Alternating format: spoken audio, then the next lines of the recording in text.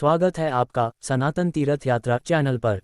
अगर आप भक्तिमय कथाओं, पुराणों की अद्भुत कहानियों और धार्मिक ग्रंथों के रहस्यों को जानना चाहते हैं तो हमारे चैनल को लाइक करें, सब्सक्राइब करें और बेल आइकन दबाएं ताकि हमारी हर नई वीडियो की जानकारी आपको सबसे पहले मिले।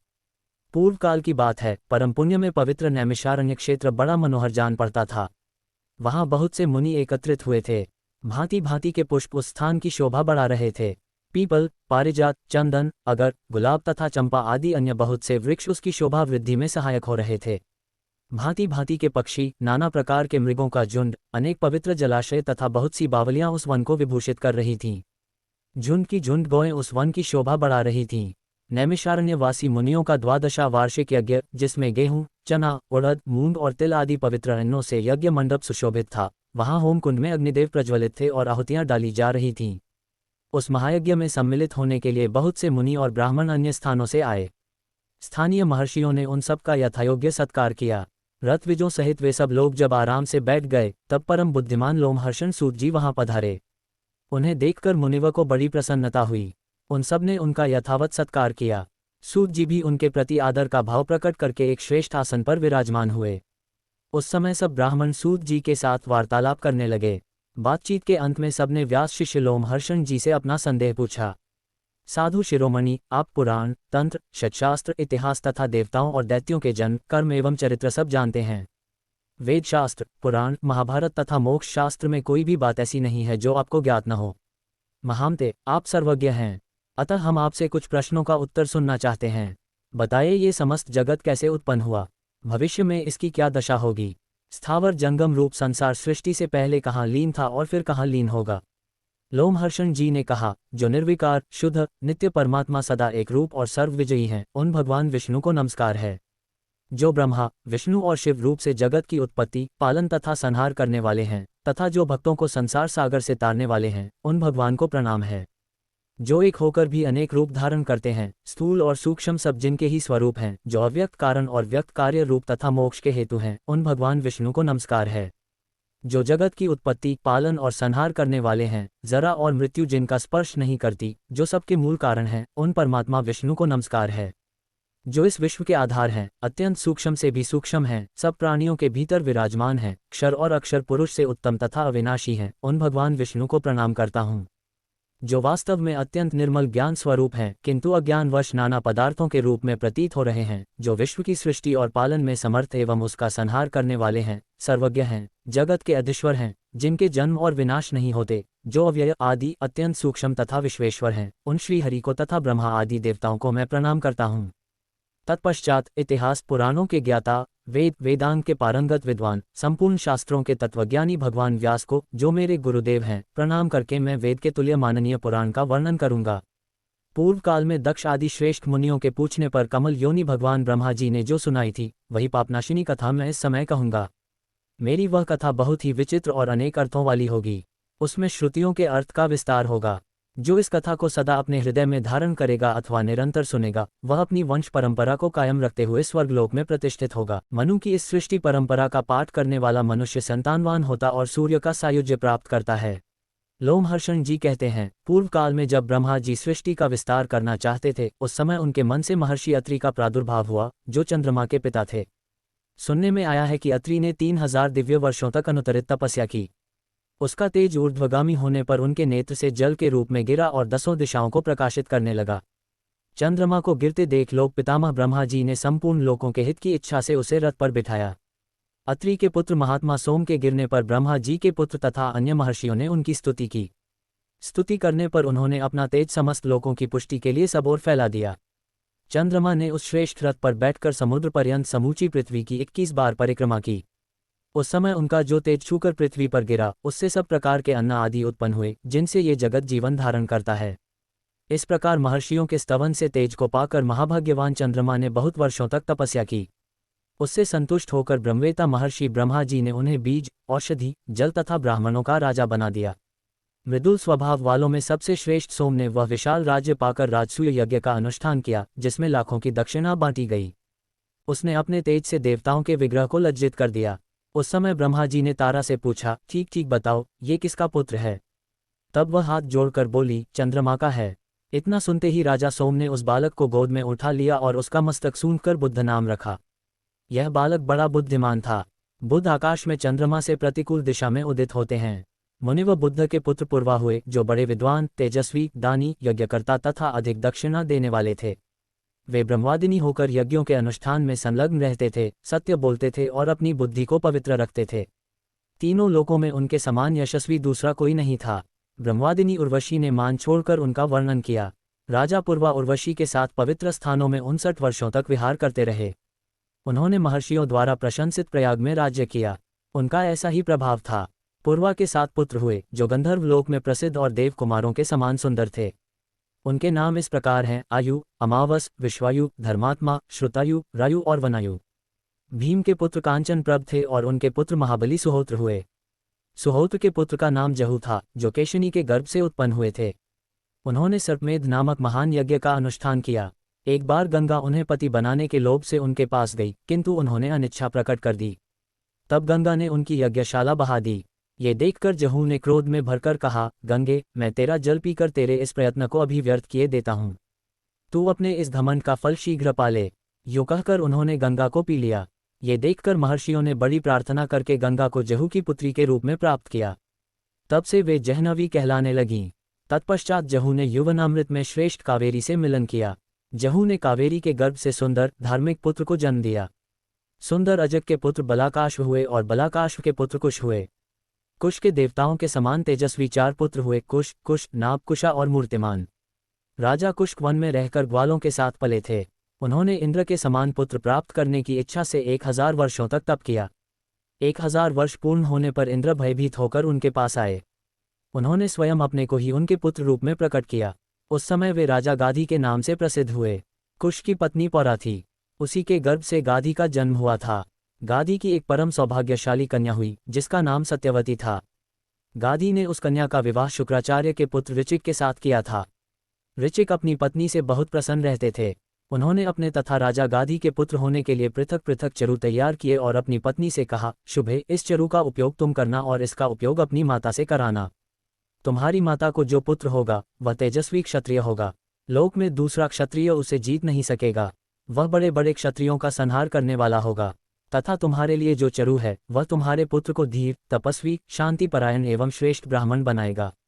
अपनी पत्नी से यूं कहकर भृगुनंदन ऋचिक घने जंगल में चले गए और वहां प्रतिदिन तपस्या में संलग्न रहने लगे। उस समय राजा गाधी अपनी स्त्री के साथ तीर्थ यात्रा के प्रसंग में घूमते हुए ऋचिक मुनि के आश्रम पर अपनी पुत्री से मिलने के लिए आए थे। सत्यवती ने दोनों चरु ऋषि से ले लिए थे। उसने उन्हें हाथ में लेकर अपनी माता को निवेदन किया।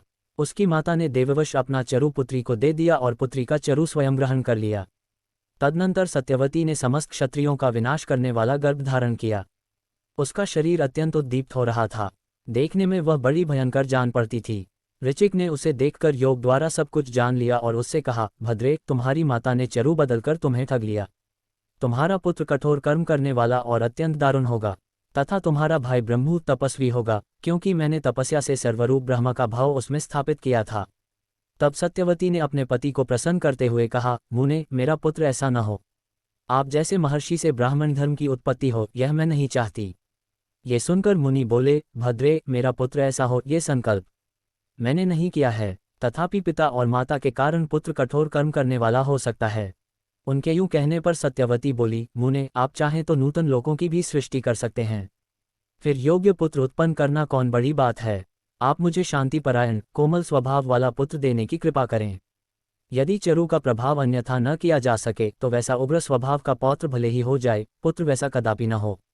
तब मुनि ने अपने तपोबल से वैसा ही करने का आश्वासन देते हुए सत्यवती के प्रति प्रसन्नता प्रकट की और कहा, सुंदरी, पुत्र अथवा पौत्र में मैं कोई अंतर नहीं मानता। तुमने जो कहा है वैसा होगा। तत्पश्चात सत्यवती ने भृगुवंशी जमदग्नि को जन्म दिया, जो तपस्या परायण, जितेंद्रिय तथा सर्वत्र संभाव रखने वाले थे। सत्यवती भी सत्यधर्म में तत्पर रहने वाली पुण्यात्मा स्त्री थीं। वही कौशिकी नाम से प्रसिद्ध हुईं। ऐसा ही करो, तुम्हारी मनोकामना पूर्ण हो। देवताओं की यह बात सुनकर राजा रज ने असुरों से भी वही बात पूछी। तब अहंकारी दानवों ने स्वार्थ को ही सोचकर उन्हें अभिमानपूर्वक उत्तर दिया, राजन, तुम इस युद्ध में चुपचाप खड़े रहो। हमारे इंद्र तो प्रहलाद ही होंगे, इनके लिए हम विजय करने को प्रस्तुत हैं। देवताओं ने फिर कहा, राजन, तुम दैत्य पक्ष को जीतकर देवेंद्र हो सकते हो। तब रज ने उन सब दानवों का, जो देवराज इंद्र के लिए अवध्य थे, संहार कर डाला और देवताओं की नष्ट हुई संपत्ति को पुनः उनसे छीन लिया। उस समय देवताओं सहित इंद्र महाराज रजी के पास आए और अपने को उनका पुत्र घोषित करते हुए बोले, तात, आपने संदेह हम सब लोगों के इंद्र हैं, क्योंकि मैं इंद्र आज से आपका पुत्र कहलाऊंगा। इंद्र की बात सुनकर उनकी माया से वंचित हो महाराज रजी ने तथास्तु कह दिया। वे इंद्र पर बहुत प्रसन्न थे। रम के कोई पुत्र नहीं था। अब अना के वंश का वर्णन करूंगा। अना के पुत्र महायशस्वी राजा प्रतिक्तर हुए। प्रतिक्तर के पुत्र संजय, संजय के जय, जय के विजय, विजय के कृति, कृति के हरियश, हरियश के प्रतापी सहदेव, सहदेव के धर्मात्मा नदीन, नदीन के जयतसेन, जयतसेन के संत तथा संत के पुत्र महायशस्वी धर्मात्मा क्षत्रवृद्ध हुए। क्षत्रवृद्ध का पुत्र सुनहोत्र था। उसके काश, शल और गृत्समद ये 3 परम धर्मात्मा पुत्र हुए। गृतमद के पुत्र शुनक थे। शुनक से शोनक का जन्म हुआ। शल के पुत्र का नाम आश्चेन था। उनके काश्यप का नाम काशिप हुआ। काशिप के दीर्घत्पा, दीर्घत्पा के धनु और धनु के पुत्र धनवंतरी हुए। वे काशी के महाराज और सब रोगों का नाश करने वाले थे। उन्होंने भरद्वाज से आयुर्वेद का अध्ययन करके चिकित्सा का कार्य किया और उसके 8 भाग करके शिष्यों को पढ़ाया। धनवंतरी के पुत्र केतुमान हुए और केतुमान के वीर पुत्र भीमर्त के नाम से प्रसिद्ध हुए। भीमर्त के पुत्र राजा दिवोदास हुए, जो काशी के सम्राट और धर्मात्मा थे। दिवोदास के उनकी पत्नी दृशद्वती के गर्भ से प्रद्दन नामक पुत्र हुआ। प्रद्दन के 2 पुत्र थे, वत्स और भर्ग। वत्स के पुत्र अलिक और अलिक के सन्नति हुए। अलग बड़े ब्राह्मण भक्त और सत्य प्रतिज्ञ थे। सन्नति के पुत्र धर्मात्मा सुनीत हुए। सुनीत के महायशस्वी क्षेम, क्षेम के केतुमान, केतुमान के सुकेतु, सुकेतु के धर्मकेतु, धर्मकेतु के महारथी सत्यकेतु, सत्यकेतु के राजा विभु, विभु के आना, अनर्थ के सुकुमार, सुकुमार के धर्मात्मा धृष्टकेतु, धृष्टकेतु के राजा वेनहोत्र और वेनहोत्र के पुत्र राजा भर्ग हुए। प्रद्दन के जो वत्स और भर्ग नामक 2 पुत्र बताए गए हैं, उनमें वत्स के वत्सभूमि और भर्ग के भर्गभूमि नामक पुत्र हुए थे। काश्य के कुल में ब्राह्मण, क्षत्रिय और वैश्य जाति के हजारों पुत्र हुए। अब नहुष की संतानों का वर्णन सुनो। नहुष के, उनकी पत्नी पितृकन्या विरजा के गर्भ से 5 महाबली पुत्र हुए, जो इंद्र के समान तेजस्वी थे। उनके नाम ये हैं, यति, ययाति, संयाति, आयाति तथा पार्शव। उनमें यति ज्येष्ठ थे। उनके बाद याति उत्पन्न हुए थे। यति ने कौकु की कन्या घौ से विवाह किया था। वे मोक्ष धर्म का आश्रय ले ब्रह्मस्वरूप मुनि हो गए। उन 5 भाइयों में 3 ने इस पृथ्वी को जीतकर शुक्राचार्य की पुत्री देवयानी तथा असुर कन्या शर्मिष्ठा को पत्नी रूप में प्राप्त किया। देवयानी ने धू और वृषसु को जन्म दिया तथा वृषवा की पुत्री शर्मिष्ठा ने द्वह, अनु तथा पूर नामक पुत्र उत्पन्न किए। यति पर प्रसन्न हो इंद्र ने उन्हें अत्यंत प्रकाशमान रथ प्रदान किया, जिसमें मन के समान वेगशाली दिव्य अश्व जुते हुए थे। ययाति ने उस श्रेष्ठ रथ के द्वारा 6 रातों में ही संपूर्ण पृथ्वी तथा देवताओं और दानवों को भी जीत लिया। वे युद्ध में शत्रुओं के लिए दुर्दम्य थे। समुद्र और 7 द्वीपों सहित समूची पृथ्वी को अपने अधिकार में करके उन्होंने उसके 5 भाग किए और उन्हें अपने 5 पुत्रों में बांट दिया। तत्पश्चात एक दिन उन्होंने यदु से कहा, बेटा, कुछ आवश्यकतावश मुझे तुम्हारी युवावस्था चाहिए। तुम मेरा बुढ़ापा ग्रहण करो और मैं तुम्हारे रूप से तरुण होकर इस पृथ्वी पर विचरूं। ये सुनकर यदु ने उत्तर दिया, राजन, बुढ़ापे में खान पान संबंधी बहुत से दोष हैं, अतः मैं उसे नहीं ले सकता। आपके अनेक पुत्र हैं, जो मुझसे भी बढ़कर प्रिय हैं, अतः युवावस्था ग्रहण करने के लिए किसी दूसरे पुत्र को बुलाए। ययाति बोले, ओ मूर्ख, मेरा अनादर करके तेरे लिए कौन सा आश्रम है अथवा किस धर्म का विधान है? मैं तो तेरा गुरु हूँ, फिर मेरी बात क्यों नहीं मानता? ये कहकर ययाति ने कुपित हो यदु को शाप दिया, ओ मूर्ख, तेरी संतति को कभी राज्य नहीं मिलेगा। तत्पश्चात ययाति ने क्रमशः गुह्य, तुरवसु तथा अनु से भी यही बात कही, परंतु उन्होंने भी युवावस्था देने से इनकार कर दिया। तब ययाति ने अत्यंत क्रोध में भरकर उन सबको भी पूर्ववत शाप दे दिया। इस प्रकार सबको शाप देकर राजा ने अपने छोटे पुत्र पुरु से भी वही प्रस्ताव किया, वत्स, यदि तुम्हें स्वीकार हो तो अपना बुढ़ापा तुम्हें देकर और तुम्हारी युवावस्था स्वयं लेकर इस पृथ्वी पर विचरूं। पिता की आज्ञा के अनुसार प्रतापी पुरु ने उनका बुढ़ापा ले लिया। ययाति भी पुरु के तरुण रूप से पृथ्वी पर विचरने लगे। वे कामनाओं का अंत ढूंढते हुए चैत्रर्थ नामक वन में गए और वहां विश्वाची नामक अप्सरा के साथ रमण करने लगे।